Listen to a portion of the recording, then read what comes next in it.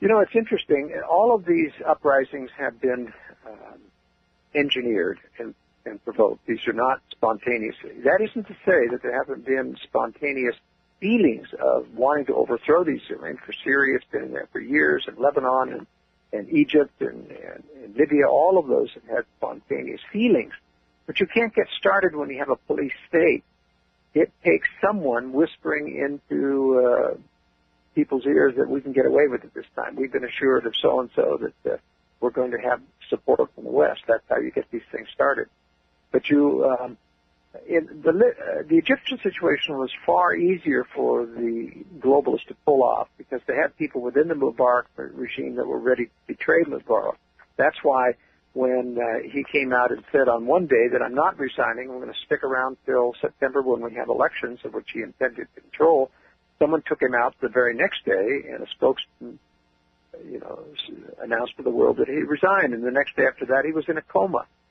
That's because he was betrayed on the inside. Now, so far, the West hasn't had anyone to betray Gaddafi on the inside, but they're still working on that. And the more pressure they put on him, the more you're going to have leverage on many of these other people who want to survive to cut a deal with the West and say, okay, we'll betray him for this price, and you'll let me run the show afterwards, and then he'll be the so-called champion. Now, there's another possibility here, because it's very clear that Yemen is scheduled next to fall. There'll be Bahrain fall. Saudi Arabia, I believe, is eventually going to fall.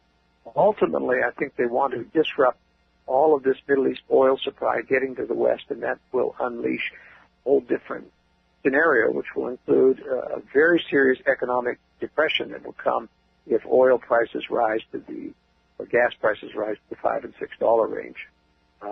But I think in the long term, what they're looking for is an excuse to go romping through Africa. The Sudan, right to the south of Libya, is ripe for being taken over the same excuses of social unrest, humanitarian crisis. Somalia, there has to be a reason why the West is playing footsie with these pirates. They could have shut down those pirate bases on those harbors anytime they wanted by invading special forces or by using missiles to take out their ships. They have not done a thing, and I think it's because they're keeping open the excuse of a pincer movement that will go down the coast of Africa and continue to romp through Africa like they have been doing in the Middle East. Ultimately, this is going to hand to Russia and China the excuse that somebody's going to stop the bully of the world from rampaging through the world, and I think that's what we're being set up for, vestiges of a World War III that eventually will come down us probably 4 or 5 years in the future. How do you see oil, gold, and silver prices fitting into this mishmash? Well, gold and silver are still very manipulated prices. A lot of the futures markets in gold and silver is done with contracts that are never intended to take physical delivery. And that's why there are probably 10 times more silver contracts out there than there is physical silver to fulfill those. That means you've got a pawn-size scheme going. They do that specifically to keep the price of gold and silver manipulated downward. Therefore, they can only go upward.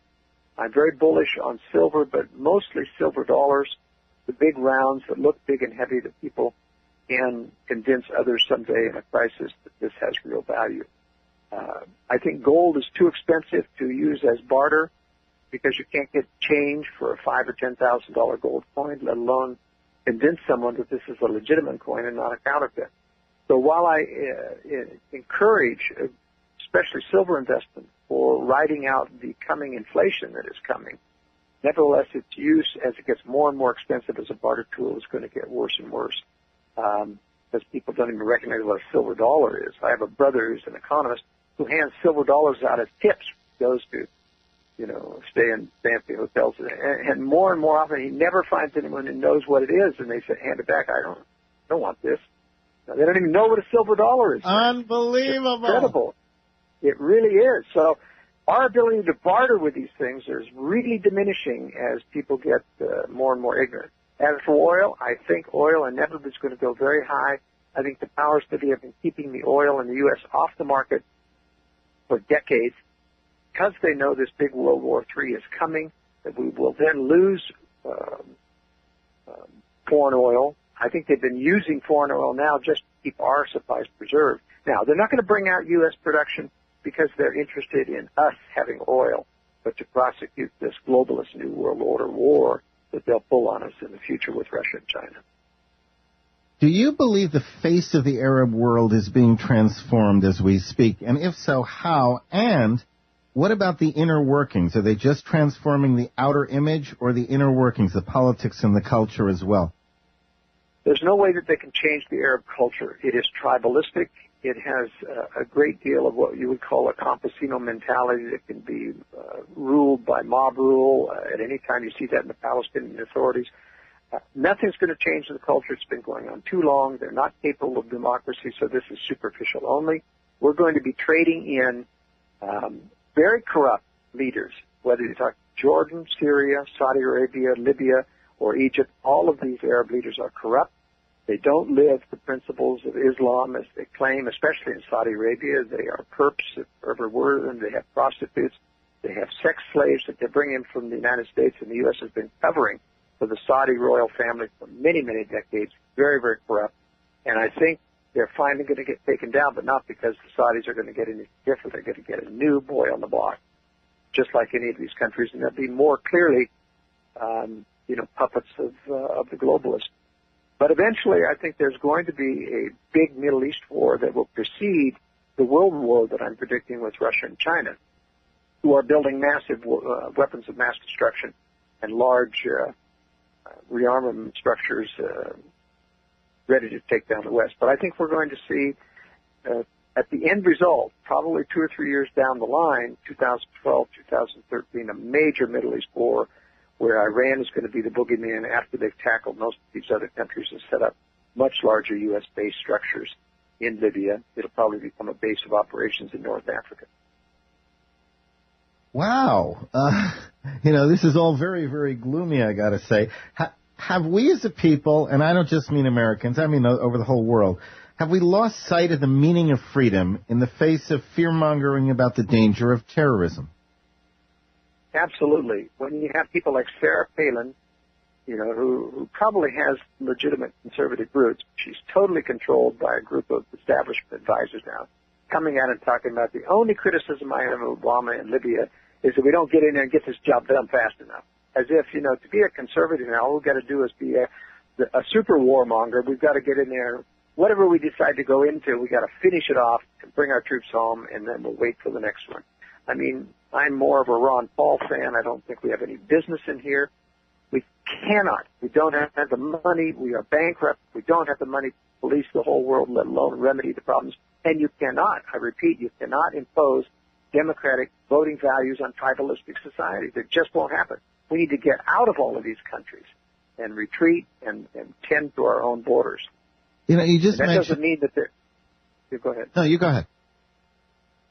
That doesn't mean that if there's a real threat against the United States, we can't take preemptive action even. But these are threats that we are, in fact, exacerbating through our continual intervention and occupation. Now, what I was going to say is you just raised the issue of we can't afford. And there has to be a limit as to how many war fronts, however undeclared, we can open at one time. There simply has to be a limit. Where is that limit?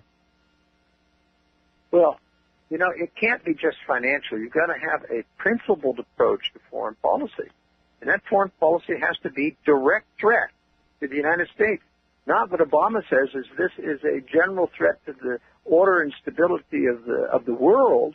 I mean, how is Gaddafi even a general threat, even a minor threat to the stability? This is purely an internal thing. And as much as I sympathize with any country that has to live with a strong man, nevertheless, we must on principle not go rampaging around the world. We simply cannot afford it, and it's simply wrong on principle. No, and we are losing. And I understand that. I sorry to interrupt because we're running out of time, but I understand that. But what I'm trying to get at is there's got to be a fiscal limit. People are saying all over that we're running out of money. We don't have money to prosecute these wars, but we keep doing it. Isn't there some point where the coffers are just empty, and no matter how much politically they might want to start a war, they're just incapable of it? No. As long as you got the power with fiat money to simply print money, it's unlimited, especially when you got base of $200 to $800 trillion out there, they can do $10 trillion a year and not even be increasing the money supply worldwide of dollars more than 1%. That's not even high inflation, let alone hyperinflation. So they got a lot more inflating than they can do, and that's the reason they deficit spend. If they taxed us for all these wars, there'd be a hue and an outcry. Stop them immediately. And that's why they will never raise taxes for these wars. That's why they love deficit spending. In fact, the next war, the next world war, I predict they'll hit the U.S. financial centers. Our leaders will come out of their bunkers and say, oh, all the financial records are gone. We got to start all over. All the debts are absolved, and they'll have an excuse to walk away from this and start a new world currency with unlimited fiat money powers. Hillary Clinton just admitted publicly that the United States has funded what we now call terrorist organizations, such as the Taliban.